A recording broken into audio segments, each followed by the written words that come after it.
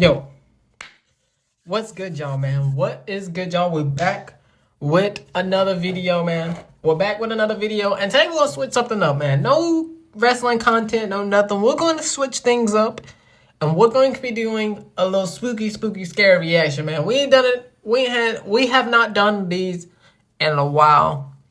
Yeah, I want to take a break from wrestling right now and do some other content.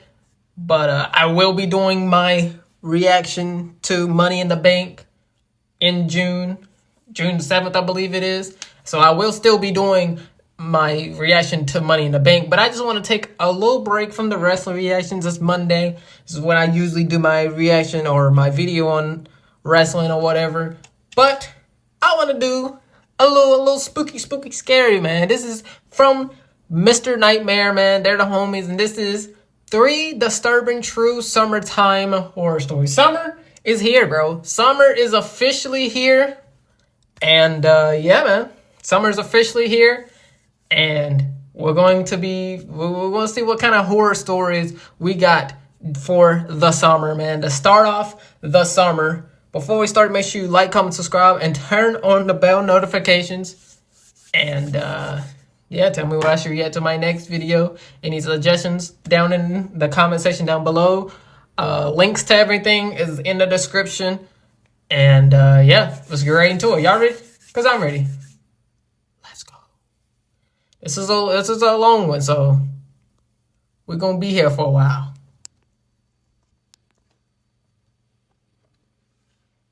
The summertime, my beachfront town is a lot of fun.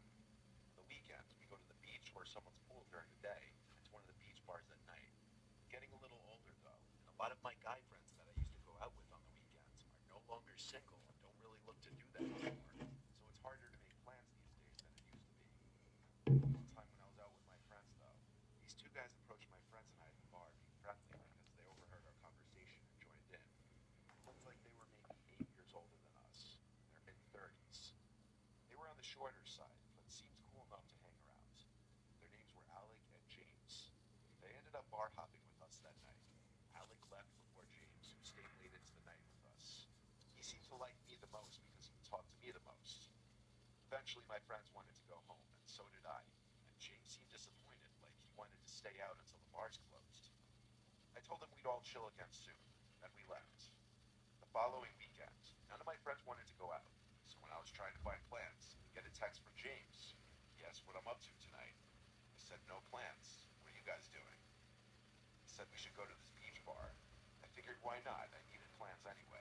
Him and Alex seemed alright last time. He offered to pick me up, so I took him up on that offer.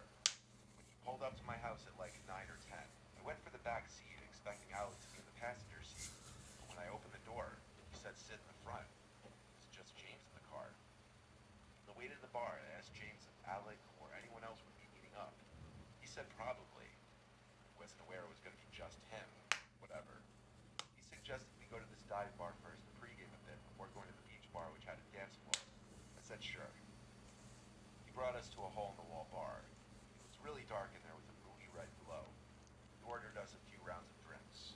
I already had a couple shots before leaving my house. So after these drinks... Oh, hold on. Before I do want to say this. Something I do like about this story so far, or not a story, but this channel so far is or this video so far is that it's giving us visuals, man. I do like that. It keeps my attention. Giving me visuals keeps my attention. So I do like this the visuals. drunk already. At one point, I had to go to the bathroom. When I got back, he had 2 more drinks on the counter for us. I didn't even finish my previous one yet. I'm shocked he was buying all these drinks for us. I figured it was an older person thing. After drinking this last drink, it's where my memory completely went black. Uh-oh. Next thing I remember was waking up in a pitch black room. I was on the floor. I felt around for my phone in my pockets. Nope. Nope, not me. Not me. Imagine, bro, you at the bar. You go black. Like you black out, bro. You black out, and you in somebody's basement like this, that look like this, or something like that, bro. You in somebody's basement. Nah. After that, you're never going back to a bar ever again, bro. Never going back to a bar ever again. I stood up, Not stretched my me. arms out in front of me until I felt the wall. I started feeling around the wall for a light switch. I found it finally and flicked it on. I found myself inside of a small, concrete floor room with a hot water heater and various household cleaning objects like a mop and bucket. There was a closed door in the room. I was beyond confused and absolutely terrified. Where was I? I slowly opened the door, which led to another pitch black room. A little bit of the light from the small room leaked into the other room. I could tell now it was a carpeted basement. I saw a few pieces of furniture in the room. I couldn't find a light switch though, so I had to make my way through the dark basement, banging into things. I was looking for the stairs when I heard movement behind me. Someone getting up off the couch. Then the familiar voice of James saying my name. I screamed and turned to face the darkness. I could only see the outline of his body across the room. He said, "Calm down. It's not what you think." No, you better find a weapon in there or something. Find you something to use as a weapon, bro. You better find something in there that I know there's gotta be something in that basement that you can use. Cause nah. I got too drunk at the bar, so I brought you back here. All I could think to say was, "Why did you put me in that room on the floor? Where are my belongings?" My voice felt weak. He came closer to me and said, "I have all your stuff upstairs. Just relax and lay down." I told him I Nah, would. bro. Take me upstairs to my Nah, room. bro. Let me go upstairs. Let me go get my stuff and let me get up on out of here. No, you talking about some. Just stay here. "Get the stuff and I'm going home," he said in a slightly more menacing tone. "No, you're not leaving." This was where I threatened him physically, and he responded in a way implying that he had some kind of weapon and he would use it if I tried to leave. His claim was that I was too drunk to drive. I kept saying I'm calling an Uber. He then said, "Relax. I'm going to get you a glass of water and you're going to go back to sleep." I Nope. didn't know what to do with this unheard of, Not terrifying drinking threat. nothing from you, buddy. I didn't know what he was planning to do to me. This whole situation was a giant red flag. He walked past me and went up the stairs. When he got to the top, I heard him unlock the basement door with a key, then open it and shut the door and lock it. I looked for some kind of blunt object I could use as a weapon, but there was literally nothing. I had no choice but to sneak up to the top of the stairs and wait behind the door for him. A long while passed, maybe 5 minutes, before I heard the sound of the door unlocking, and I was instantly ready to attack the second the door opened. I pushed him to the ground and had him in a chokehold. I yelled at him, "Where's my phone and wallet?" seriously choking him. I let up a bit so he could breathe and speak. He said, "On the kitchen table." I asked if he had any weapons on him. He said a switchblade in his pocket. I reached for it out of his pocket and switched it open. He then explained the best he could with his throat under my arm that he was only looking out for me. I got up off of him, went to the kitchen, grabbed. Only looking out for you. You could have put me on the couch. You could have put me on the couch. Why do I have to be in the basement? Why do I have to be on the basement? You could have put me on the couch or just something or something in the bedroom, in the couch, not the bedroom, or in the couch, something, bro. But you decided to put me in the basement, looking like this. Quickly left the house. I called my brother, who's also my roommate, right away. He picked up, having been woken up from the call. I explained everything and asked him to pick me up. He came right away. The next day, I went to urgent care to get tested, and Rohypnol was found in my urine. It was confirmed that he roofied me. I then spoke to a lawyer and have since filed a civil Wait, it suit was against him confirmed for that he did what? urgent care to get tested, and Rohypnol was found in my urine. It was confirmed that he roofied me. I then spoke to a lawyer and have since filed a civil suit against James, which is still in progress, and we're building a case. However, there is no clear-cut proof that James was actually the one to roofie me, or that he had any illegal intentions afterward. However, I do believe that I have a good case, considering that he left me on the floor and hid my belongings upstairs. I still to this day don't know what his end goal was, That's what I'm saying. Putting your stuff whether he did anything. upstairs and putting you in the basement, bro. Nah, you definitely did something. He definitely was in the wrong because why you again? You could have put me on the couch, literally anything, anywhere else but the basement, bro. It was definitely him who did something to him, bro. But that was a good story, man. That was a pretty good story.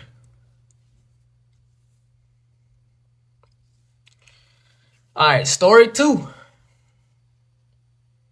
summertime, I like to spend my time doing outdoor activities. In the summer, I stay with my family in Monson, Pennsylvania.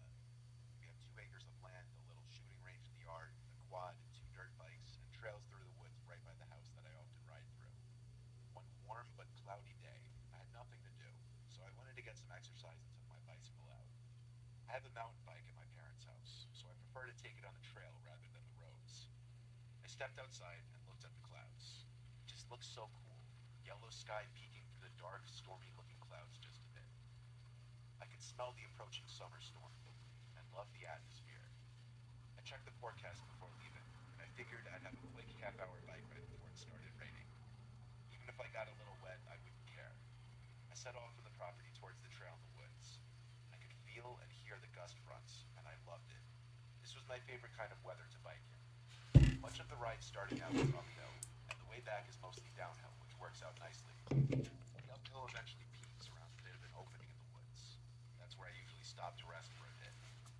When I got to the opening on this dark day, as usual, I stopped to catch my breath after all the uphill pedaling. I browsed through my phone for a minute, looking at texts and such. And that's when the sound of the wind and all the leaves blowing suddenly stopped.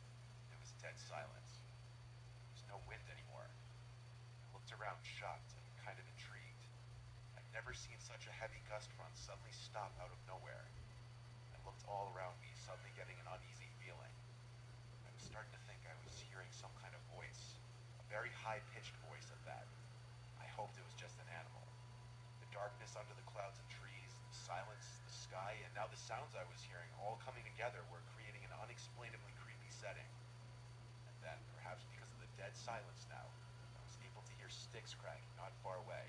And when I looked in that direction, I saw something about 30 to 40 feet from me in the trees, in the direction where the trail continues to go. The best I could describe what I was seeing was some humanoid-looking figure hunched over as if it were hiding, stalking me like I were prey. And at that moment, it started to rain hard. Nope. First of all, why are you in the woods with no type of weapon or why why are you in the woods with no type of weapon or nothing? And then you see a figure? Nope. Not me. I'm going the opposite direction. In the leaves above killed the unbearable silence. At this moment, I turned and pedaled as fast as I could back to the top of the hill. I Yep. allowed gravity to help bring me home faster, the whole time scared to look behind me. Lightning started to flash and thunder started to crash. In any other scenario, I'd think this was awesome, but I had just witnessed something unexplainable. I made it home, put my bike in the shed, and went inside. I was so shook and out of breath, I didn't even bother explaining to anyone. I went upstairs and crawled into bed. That night, I had a nightmare of the incident, seeing a demonic figure in the woods in the middle of the night, floating towards me. I woke up with my heart racing, happy it was just a dream. It was an all-around disturbing day and night. Bro, it was just a dream. You told me that was not real. I mean, that was a calm one, man. That was a calm one. That wasn't too crazy. But you telling me that it was just a dream? I ain't gonna lie, man. I wouldn't be mad. I wouldn't even be mad if bro didn't even go outside, not go outside, but go in the woods ever again, bro. Cause imagine you walking in the woods and you just see a figure just sitting there, like how that dude was. Let me see if I can find it. Like that. Sitting there like that, bro. Could you imagine that? Boy, ain't no way. Boy, ain't no way, man. Boy, ain't no way. All right, this should be the last one. Every summer, my parents go away for a few weeks to our vacation home in Savannah, Georgia. That leaves me home alone with our 2 cats. We live on a canal. My dad has a Boston whaler and 2 jet skis in the yard. Across the canal from us is marsh, and further down the canal is a park. Not a lot of boat traffic passes our yard as a result. It's very private and secluded. Our house is decently big, but I feel like my dad probably spent more money on the boat than he did our house, to be honest. It draws a lot of attention. I love when my parents would be gone for their trip, especially since I'm off during the summer and have free reign to do whatever I want, and have over whoever I want, just no parties. I had the girl I was seeing for a little bit over to hang out in the backyard one night. I was out in Hmm. the hot tub. When the hot tub cycled off and it went quiet out, I heard something from the canal. Sometimes you'd hear fish or birds splashing in the water, but this sounded more rhythmic. I stood up and saw in the canal someone kayaking by. I couldn't see anything more than that, though. No features. I couldn't even see what they were wearing. A little unusual this hour at night in this far of the canal, but it is a public canal nonetheless, and it was not a cause for alarm. I did tell the girl I was with how unusual it was, though. Little did I know that that was not the last time I'd be seeing that person. Later that night, when we were in bed upstairs, I had the windows closed because the AC was on. The windows in my room faced the canal in the backyard. I had turned off the lamp next to my bed and was watching The Sopranos with the girl who was sleeping over. Suddenly, a white light was flashing through the window. It was moving around sporadically. Both of our reactions at first were simply, what the actual hell is that? She asked if that's a helicopter light, which I dismissed immediately because that was silly. I said, I think it's a flashlight. I turned off the TV to bring total darkness in the room. Then I got off the bed and stepped just to the side of the window so I could peek out and see where the light was coming from. I saw someone waving a flashlight from the canal. In fact, it looked like that person on the kayak again. The girl I was with, who I'll just call Jane from here on out, asked me what it was. I told her it's that guy from the kayak before waving a flashlight through the window. She asked why is he doing that? How did he know we were in the specific room? I told her it must have been because he saw the light from the TV screen through the window. He already knew someone was in here. Having a girl in the room gave me that basic primal urge to act like a man and not be scared. So I opened the window and yelled out, what do you want? A weak sounding man yelled back, please. You're stupid. I'm just saying, you're stupid, bro. Yeah.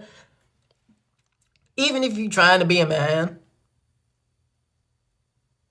you trying to be a hero, bro. Trying to be a hero. Why would you still open it, and call out to him? Like, no. I mean, if he's on your like right in front of the window, okay, that's another thing. But if he's out in the distance, but he's still no, bro. I'm not calling out to bro. I'm not calling out to bro. I'm calling the police or the Ghostbusters, and I'm getting bro out of there. I'm calling the police or the Ghostbusters, and I'm getting them on out of there. I'm not going to go and confront it myself. No, no, no, no, no. I yelled back, are you hurt or lost? He yelled back, I'm injured and I can't get out of the kayak. I looked at Jane and asked her opinion. Hey, buddy, stay right there. Now I'm gonna go get some help. I'm not gonna go to you, but I'm gonna go get some help. I'm gonna call for some help. But I'm not gonna go to you, man. Stay right where you at. What I should do. She said I should go out there and help him. I called back out to the man, do you want me to call 911? And he called back, no, I just need help getting out of this kayak. I called back to the man, okay, I'll come out. We closed the window, See, nice and see, tight, and pulled the and curtains. that now that was the last time he was heard. That was the last time he was heard from. Right there. She wasn't wearing much clothes in the bed, so I wasn't going to make her get dressed and go out there with me. I threw on a t-shirt and ran downstairs. Then I threw on my slides and opened the back door. I turned on the backyard lights and stepped outside. That's when I heard a blood-curdling scream from upstairs. It was Jane, screaming my name. I looked around the yard in response to the panic, and I saw a man running towards me from the canal. I ran inside and slammed the door shut and locked it, with only 2 seconds to spare because there was a giant bang on the door, followed by the man trying to twist the doorknob open. I grabbed the entire Stupid. knife holder from the kitchen and brought it upstairs. I locked my bedroom door, and Jane told me she saw that man sneaking up on me the second I turned on the lights outside. He was no old, weak, injured man. He was this big-looking guy. We were paranoid that he was lurking around the property still. I called my dad to tell him what happened, and he told me I should be on the phone with the police right now, not him. That's what I'm I called saying. 911. The police came, did a search of the property, And he opened wasn't the there. door, then rang some of the neighbors' doorbells. Any of my neighbors who answered didn't see anything. The strange part was that the kayak was gone, which led me to believe he ran back to get it and likely ran into the marsh. The fact that we have a decently nice house and an $800,000 boat in the backyard in a secluded, tucked away spot of the canal probably made us look like an easy target to break into that night. That person may have even somehow knew that my parents were away. Scary of how I didn't have a girl over that night and wouldn't have made it back inside in time to lock the door. See, and that's what you call stupidity. That's what you call is don't go investigate. See, the dad was right. Why are you calling him instead of the police or 911 or whatever you call? No, I'm just hey. If he wouldn't have closed the door on time, whatever happened to him next, hey, that's on him, bro. That's on him. But yeah, man. Tell me what you think about that video in the comment section down below. Tell me what you think about these stories, the 3 stories, man.